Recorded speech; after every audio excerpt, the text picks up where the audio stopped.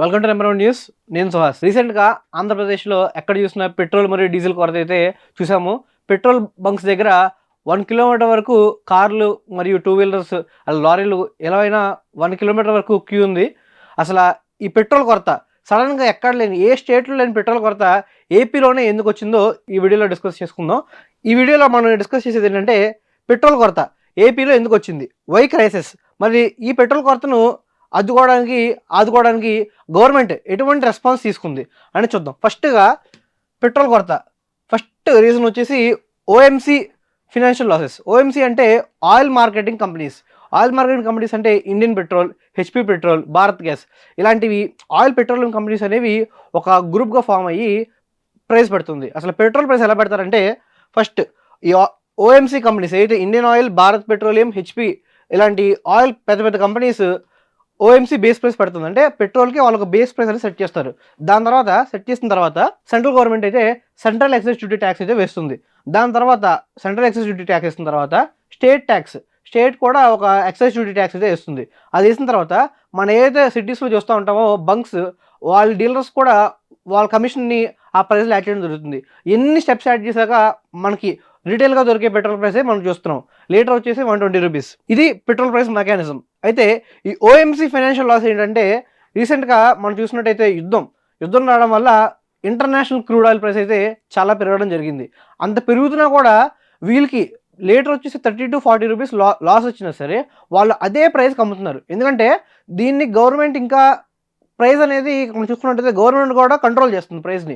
ఇలా కంట్రోల్ చేయడం వల్ల వాళ్ళు ఏం చెప్పారంటే మీరు ప్రైస్ని పెంచొద్దు, ప్రైస్ హైక్ ఇవ్వద్దు. ప్రైస్ హైక్ ఇవ్వడం వల్ల సడన్గా ఇన్ఫ్లేషన్ ఛాన్సెస్ రావడం జరుగుతుంది.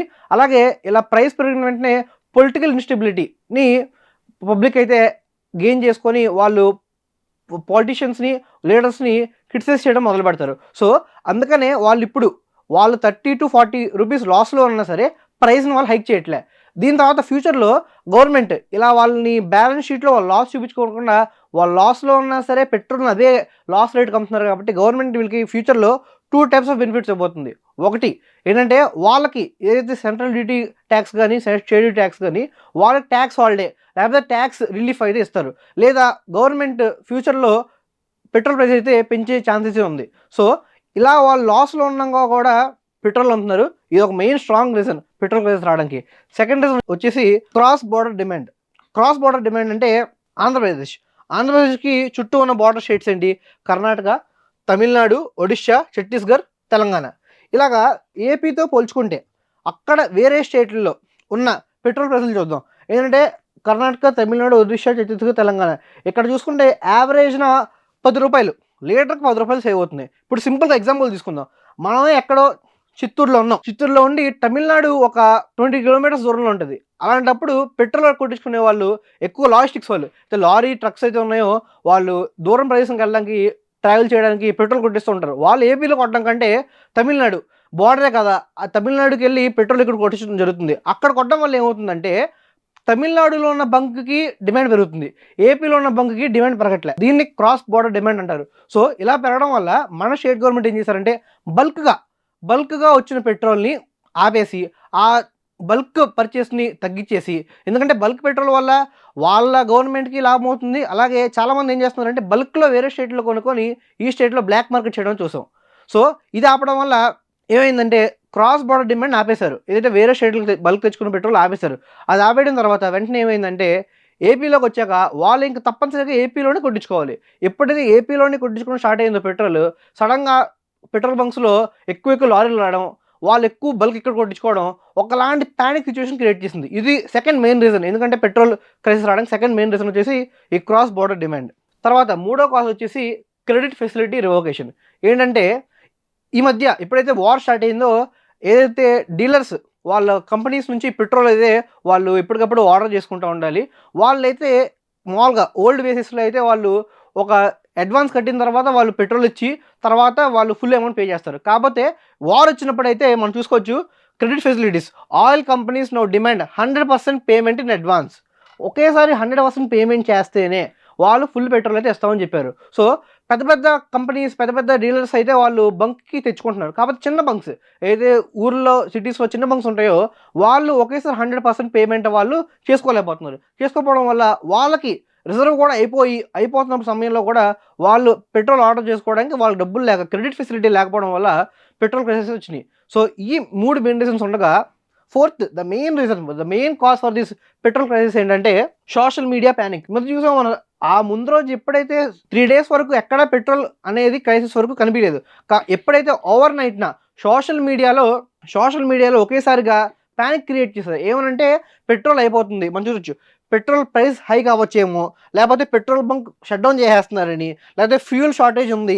త్వరగా ఎళ్లి బంకుల్లో కొట్టించుకోండి అని చెప్పడం వల్ల జనాల్లో స్పెక్యులేషన్ ఎఫెక్ట్ అనేది చూడొచ్చు మనం. ఏంటంటే స్పెక్యులేషన్ ఎఫెక్ట్ ఏంటంటే అయిపోతదేమో, రేపొద్దున వార్ వస్తే పెట్రోల్ అయిపోతదేమో, తిరగడానికి ఉండదేమో, ఇలా ఒక వాట్ ఇఫ్ క్లాజ్‌లో అయితే సోషల్ మీడియా స్పెక్యులేషన్ ఎఫెక్ట్‌లో పడేసింది. ఈ స్పెక్యులేషన్ ఎఫెక్ట్ ఉండడం వల్ల రోజు ఎళ్ళే లాజిస్టిక్స్ వాళ్ళు గాని, లేదా అగ్రికల్చర్ వాళ్ళకి ఇది హార్వెస్టింగ్ సీజన్. వాళ్ళకి కాకుండా ఎవరైతే వాళ్ళు ఫుల్ ట్యాంక్ కొట్టించేసుకోవాలని బంకుల్లో క్యూలు కట్టడం చూసాం. ఏదైతే యావరేజ్‌గా ఒక బంకులో, సిటీలో యావరేజ్‌గా ఒక బంకులో రోజుకి 100-150 మెంబర్స్ వస్తారు. ఏదైతే ఈ సోషల్ మీడియా పానిక్ వల్ల రోజుకి ఒక రోజులో 300 మంది పెట్రోల్ కొట్టించుకోవడం అయితే నమోదయ్యింది. వాళ్ళు సాధారణంగా పెట్రోల్ వాళ్ళు 70% వాళ్ళు బంక్‌లో కొట్టిన తర్వాత వాళ్ళు పంపిస్తారు. మాకు 70% అయిపోయింది. మాకు రిజర్వ్‌లో ఉన్నాము.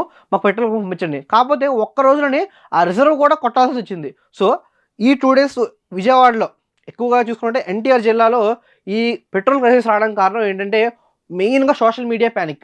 సోషల్ మీడియాలో ఫేక్ రూమర్స్ స్ప్రెడ్ చేయడం, సోషల్ మీడియా ద్వారా పెట్రోల్ అయిపోతుంది, పెట్రోల్ షార్టేజ్ ఉంది, పెట్రోల్ ప్రైస్ పెరిగిపోతాయి ఇప్పుడు వార్ వల్ల కొట్టించేసుకోండి అని ఒక ఫేక్ న్యూస్ స్ప్రెడ్ అవ్వడం వల్ల విజయవాడలో కానే కాదు ఏపీలో మొత్తం ఏపీలో ఉన్న జనాలందరూ వాళ్ళు స్పెక్యులేషన్ ఎఫెక్ట్‌లో పడి వాళ్ళు పెట్రోల్ అయిపోతే మళ్ళీ తిరగడానికి ఉండదేమో అని చెప్పి వాళ్ళైతే పెట్రోల్ బంక్‌కి వెళ్ళడం జరిగింది. దీనివల్ల ఏదైతే పెట్రోల్ బంక్‌లో ఉన్న పెట్రోల్ బంక్‌లో ఉన్న సప్లై అయితే మెల్లమెల్లగా పడిపోతూ జరిగింది. డిమాండ్ ఎక్కువ, సప్లై తక్కువ ఉండడం వల్ల ఆటోమేటిక్‌గా ఏపీలో మనం 2 డేస్‌లో పెట్రోల్ క్రైసిస్ చూసాం. దీన్ని అడ్రెస్ చేస్తూ నిన్న నైట్ అయితే AP chief minister Chandrababu Naidu గారైతే చెప్తే ఏమన్నారంటే సప్లై అనేది ఎక్కడా తగ్గలేదు. సప్లై ఫుల్‌గా ఉంది. కాకపోతే బంక్‌లో మాత్రమే పెట్రోల్ అనేది తగ్గుతుంది. సో, మిడ్‌నైట్ కూడా ఆయిల్ ట్యాంకర్స్‌ని ఇమ్మీడియేట్‌గా బంక్‌కి తీసుకొచ్చి రీఫిల్ చేయమని చంద్రబాబు నాయుడు గారు చెప్పడం జరిగింది. దాని తర్వాత ఎక్కడైనా సరే బ్లాక్ మార్కెట్‌లో పెట్రోల్ అంచున ఎక్కడైనా సరే పెట్రోల్‌ని వేరేగా సప్లై చేస్తున్నా సరే వాళ్ళ మీద సివియర్ యాక్షన్ తీసుకోమని చెప్పింది. ఇక్కడ చూసుకున్నట్టయితే ఎన్టీఆర్ జిల్లా కలెక్టర్ లక్ష్మీ చెప్పడం జరిగింది. ఏం చెప్పడం జరిగిందంటే మేము కంట్రోల్ రూమ్స్ పెట్టి ఎవ్రీ 3 అవర్స్‌కి మానిటర్ చేస్తున్నాము. పెట్రోల్ ఎక్కడ సప్లై ఉండడానికి మళ్ళీ 2-3 డేస్‌లో మళ్ళీ విజయవాడ వాళ్ళు మరియు ఎన్టీఆర్ జిల్లాలో ఉన్న ప్రదేశాలన్నీ 2-3 డేస్‌లో పెట్రోల్ కొరత ఎక్కడ లేకుండా యథావిధిగా పెట్రోల్ వాళ్ళు మళ్ళీ కొట్టించుకునేలాగా చూస్తామని చెప్పారు.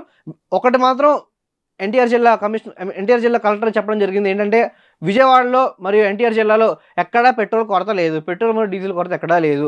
కేవలం సోషల్ మీడియాలో జరిగిన సడన్ పానిక్ వల్ల వాళ్ళు ఇలా సడన్ పానిక్ అటాక్ గురయ్యి పెట్రోల్ కొట్టించుకోవడం వచ్చిన వాళ్ళే చాలామంది ఉన్నారు. రోజుకి 200-300 కొట్టించుకునే వాళ్ళు యావరేజ్‌న ఒక రోజు ఒక్కొక్కరు వచ్చి ఫుల్ ట్యాంక్ డిమాండ్ చేయడం అనేది చాలా విచిత్రం. ఇది సోషల్ మీడియా పానిక్ వల్ల. గవర్నమెంట్ తీసుకున్న చర్యలు గాని, గవర్నమెంట్ తీసుకున్న ఇనిషియేటివ్ గాని పెట్రోల్ కొరతను మరియు డీజిల్ కొరతను పూర్తిగా తగ్గించేసింది. మరియు రానున్న రోజుల్లో పెట్రోల్ మరియు డీజిల్ కొరత పూర్తిగా లేకుండా యథావిధిగా మళ్ళీ పెట్రోల్ సప్లై మరియు డీజిల్ సప్లై అనేది బంకుల్లో జరుగుతుంది. పెట్రోల్ బంకుల దగ్గర ఏదో క్యూ ఉందో క్లియర్ అయిపోతుందని ఎన్టీఆర్ జిల్లా కలెక్టర్ గారు చెప్పడం జరిగింది. సోషల్ మీడియాలో ఎవరైతే ఇలాగ ఫేక్ న్యూస్ స్ప్రెడ్ చేస్తున్నారో, ఫేక్ రూమర్స్ స్ప్రెడ్ చేస్తున్నారో వాళ్ళ మీద కూడా క్లీన్ ఇన్వెస్టిగేషన్ చేసి వాళ్ళని కూడా ఎటువంటి ఫేక్ న్యూస్ స్ప్రెడ్ చేయకుండా వాళ్ళ మీద సివియర్ యాక్షన్ తీసుకుంటామని ఎన్టీఆర్ కలెక్టర్ లక్ష్మీ చెప్పడం జరిగింది. చూసారు కదా, ఇది ఏపీలో ఉన్న పెట్రోల్ మరియు డీజిల్ కొరత పరిస్థితి. మరిన్ని అప్డేట్స్తో మళ్ళీ కలుద్దాం. అంతవరకు stay tuned to number 1 news.